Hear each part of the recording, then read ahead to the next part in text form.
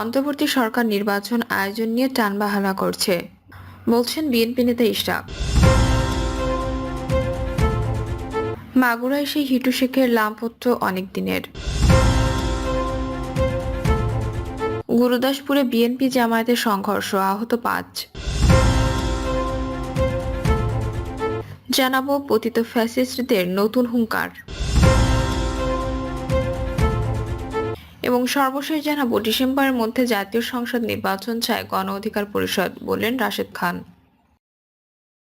শুনছিলেন সংবাদ শিরোনাম, এবারে বিস্তারিত। অন্তর্বর্তী সরকার নির্বাচন আয়োজন নিয়ে টালবাহানা করছে, বললেন বিএনপি নেতা ইশরাক।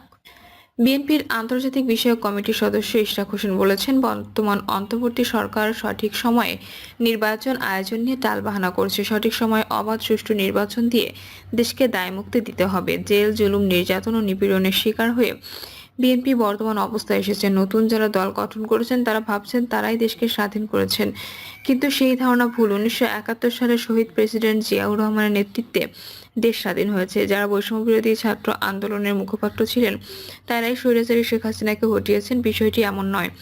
বিএনপির লড়াই এখনো শেষ হয়ে যায়নি। বাংলাদেশ গণতন্ত্র প্রতিষ্ঠা করাই ছিল আন্দোলনের মূল লক্ষ্য।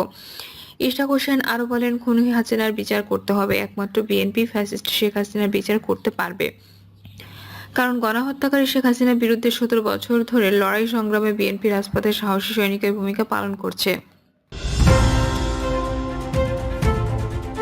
মাগুরার সেই হিটু শেখের লামপত্র অনেক দিনের। মাগুরায় বোনের বাড়িতে বেড়াতে গিয়ে ধর্ষণের শিকার শিশুটি হাসপাতালে চিকিৎসাধীন অবস্থায় মারা যায়। রাতে দাদাবাড়ি শ্রীপুর উপজেলার সোনাইকুণ্ডু গ্রামে কবরস্থানে তাকে দাফন করা হয়। এই ঘটনায় মূল অভিযুক্ত শিশুটির বোনের শ্বশুর মাগুরার শহরতলি নিজনান্দুয়ালি গ্রামের হিটু শেখ। এলাকাবাসী জানিয়েছেন তার লামপট্ট দীর্ঘদিনের। এর আগেও নারীঘটিত নানা অপকর্মে জড়িয়েছিলেন তিনি। তারা জানান, হিটু শেখের বাবার বাড়ি একই গ্রামের নৌরুয়াপাড়ায়। তিনি তার বাবার দ্বিতীয় স্ত্রীর সন্তান। 10-15 বছর আগে হিটু শেখ নিজনান্দু আলী গ্রামের মাঠপাড়ায় বাড়ি করেন। নিজনান্দু আলী গ্রামের মোস্তাক মিয়া বলেন, 2 বছর আগে হিটু শেখ তারই এক প্রতিবেশী নারীকে গোসলের সময় জাপটে ধরেন। এই ঘটনায় এলাকাবাসী তাকে আটক করে নাকে খত এবং গলায় জুতার মালা ঝুলিয়ে শাস্তি দিয়েছিল। শুধু তাই নয়, রাজমিস্ত্রি হিটু বেশ কয়েক বছর আগে ফরিদপুর এলাকায় একটি বাড়িতে কাজ করতে গিয়ে ওই বাড়ির এক নারীর সঙ্গে অশালীন আচরণ করেন। এরপর তাকে মেরে হাসপাতালে পাঠিয়েছিলেন তারা। প্রতিবেশী জাহিদ শেখ জানান, হিটুর বড় ছেলে রাতুলের সম্পর্কে খারাপ কিছু এলাকার কেউ বলতে পারবে না। তবে অন্য ছেলে সজীব 7-8 মাস আগে একই গ্রামে নবম শ্রেণী পড়ুয়া একটি মেয়েকে বাড়ি থেকে তুলে নিয়ে আসে। পরে সেই মেয়েটির পরিবার তাকে ফিরিয়ে নিয়ে যায়। এর 2 মাস পর শ্রীপুরের জারিয়া গ্রামে সেই শিশুটির বোনের সঙ্গে সজীবের বিয়ে হয়। ডিসেম্বরের মধ্যে জাতীয় সংসদ নির্বাচন চায় গণ অধিকার পরিষদ, বললেন রাশেদ খান। গণ অধিকার পরিষদের সাধারণ সম্পাদক মোহাম্মদ রাশেদ খান বলেছেন, রাষ্ট্র সংস্কারের অন্যতম উৎপাদন হলো নির্বাচন। চলতি বছরের ডিসেম্বরের মধ্যে জাতীয় সংসদ নির্বাচন চায় গণ অধিকার পরিষদ। তার আগে সরকারকে প্রয়োজনীয় সংস্কার করতে হবে। আগামী নির্বাচনে আওয়ামী লীগ অংশ নিতে পারবে না, এটি আমাদের স্পষ্ট কথা। রংপুর জেলা পরিষদ কমিউনিটি সেন্টার মিলনায়তনে গণ অধিকার পরিষদ জেলা ও মহানগরের উদ্যোগে ইফতার মাহফিলে প্রধান অতিথি হিসেবে যোগ দিয়ে তিনি সাংবাদিকদের এসব কথা বলেন। অন্তর্বর্তীকালীন সরকারকে এনজিও সরকার উল্লেখ করে মোহাম্মদ রাশেদ খান বলেন, গণহত্যার বিচার, রাষ্ট্র সংস্কার ও নির্বাচন 3টি আলাপ একই সঙ্গে হতে হবে। কেউ কেউ গণহত্যার বিচারের আগে নির্বাচন নয় এমনটি বলছেন। স্বৈরাচার হাসিনা সহ আওয়ামী লীগের বড় বড় নেতারা ভারতে পালিয়ে গেছে। তারা যদি দেশে না আসে তাহলে কি আপনারা নির্বাচন করবেন না? গণহত্যার বিচারে গত 7 মাসেও প্রত্যাশা অনুযায়ী কার্যক্রম লক্ষ্য করা যায়নি। এখনো পর্যন্ত সরকার নির্বাচন নিয়ে কোনো রোডম্যাপ প্রকাশ করতে পারেনি। তিনি আরো বলেন, জাতীয় পার্টি স্বৈরাচারের দোসর। এই দল গণতন্ত্রকে ধ্বংস করেছে। রংপুরবাসীকে বলবো, জাতীয় পার্টি থেকে বেরিয়ে এসে গণ অধিকার পরিষদের ছায়াতলে চলে আসুন। গুরুদাসপুরে বিএনপি জামায়াতের সংঘর্ষ, আহত 5। নাটোরের গুরুদাসপুরে বিএনপি জামায়াতের সংঘর্ষে অন্তত 5 জন আহত হয়েছেন। এই ঘটনায় জামায়াত কর্মী সোহাগের বাবা বাদী হয়ে গুরুদাসপুর থানায় অভিযোগ দেন। নাজিরপুর ইউনিয়ন জামায়াতের আমির হামিদুর রহমান সবুজ জানান, ইউনিয়ন জামায়াতের ইফতার মাহফিলের গণসংযোগ করেছিলেন আব্দুর রহিম, সোহাগ আহমেদ ও কামাল হোসেন। এক পর্যায়ে ইউনিয়ন যুবদলের আহ্বায়ক সালেহ আহমেদ বিপুলের সঙ্গে তাদের বিতণ্ডা হয়। বিষয়টি সমাধান করা হলেও কিছু সময় পরে বিপুল তার জনবল নিয়ে সোহাগ ও কামালের উপর অতর্কিত হামলা চালায় যুবদল কর্মীরা। শুরু হয় দুই পক্ষের সংঘর্ষ। ইউনিয়ন যুবদলের সাবেক আহ্বায়ক সালেহ আহমেদ বিপুল বলেন, বাজারে আমার বিপুল খেলাঘর নামের একটি ব্যবসা প্রতিষ্ঠান রয়েছে। আমি রাজনীতির পাশাপাশি ব্যবসা করি। জামায়াতের নেতাকর্মী যেটা দাবি করেছে তা সম্পূর্ণ মিথ্যা। আমার প্রতিবেশী চিকিৎসক আব্দুর রহিম আমার দোকানের কর্মচারীকে মাঝে মধ্যে মারধর করেন। সেই বিষয়ে আমি আব্দুর রহিমের সঙ্গে কথা বলেছিলাম। হঠাৎ তিনি আমার শার্টের কলার চেপে ধরে মারধর করতে থাকেন। পরে আমি তাকে ধাক্কা দিয়ে সরিয়ে দিলে স্থানীয় লোকজন এসে বিষয়টি সমাধান করে দেন।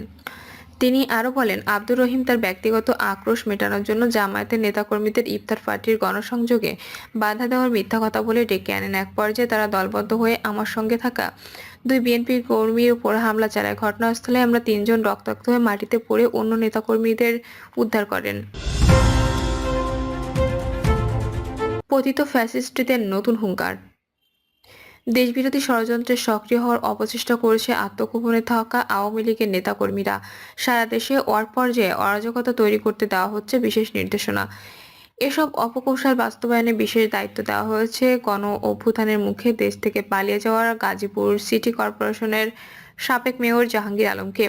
দেশের মধ্যে বিশৃঙ্খলা পরিবেশ সৃষ্টি করতে নিজ কর্মী সমর্থকদের প্রস্তুত থাকতে নির্দেশনা দিয়েছেন। তার এমন একটি অডিও রেকর্ড সম্প্রতি সোশ্যাল মিডিয়ায় ছড়িয়ে পড়েছে। তবে তার এমন রেকর্ড ভালোভাবে নিচ্ছেন না জুলাই গণ অভ্যুত্থানের নেতৃত্ব দেওয়া ছাত্রনেতারা।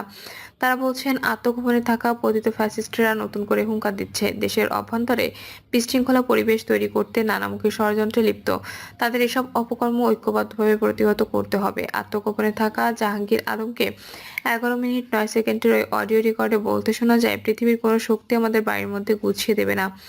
আমাদের নেতা তার কাজ তিনি করছেন। আমাদের যে কাজ তা আমাদেরই করতে হবে। নিজেদের অবস্থান তৈরি করতে হবে। আপনাদের কি করতে হবে 24 ঘন্টা আগে তা জানিয়ে দেওয়া হবে। যা বলা হবে আপনারা নিজ নিজ জায়গা থেকে পালন করবেন। দ্রুতই আপনাদের সিদ্ধান্ত জানানো হবে। তিনি বলেন, শকুনরা দেশ দখল করছে। তাদের দখল থেকে রক্ষা পেতে নিজেদের শৃঙ্খল রাখতে হবে। আমাদের দলের প্রধানকে কিভাবে দেশে আনা যায় সেজন্য সবার মধ্যে ঐক্য, সততা ও সাহসের জায়গাটা থাকতে হবে। আমরা 1 লাখ মানুষ যদি একসঙ্গে হই, কোনো শক্তি আমাদের দমাতে পারবে না।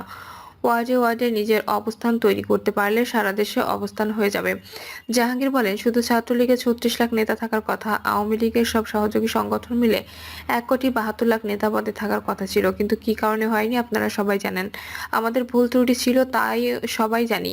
আমরা সবাই কেন্দ্রীয় ও আন্তর্জাতিক নেতা হয়েছি, কিন্তু নিজের ওয়ার্ডের খবর জানি না। নিজের ওয়ার্ডে অন্য কেউ অবস্থান করে দিবে না। নিজ নিজ ওয়ার্ডে নিজেদের অবস্থান তৈরি করতে হবে। তাহলে সারা দেশেই আমাদের অবস্থান হয়ে যাবে। আত্মগোপনে থাকা পতিত ফ্যাসিস্ট দল আওয়ামী লীগ নেতাদের এসব নির্দেশনা ভালোভাবে নিচ্ছেন না জুলাই গণ অভ্যুত্থানে নেতৃত্ব দেওয়া তরুণ ছাত্র নেতারা। তারা বলছেন, আওয়ামী লীগ একটি সন্ত্রাসী রাজনৈতিক দল। বিদেশে থেকে তারা দেশকে সংকটে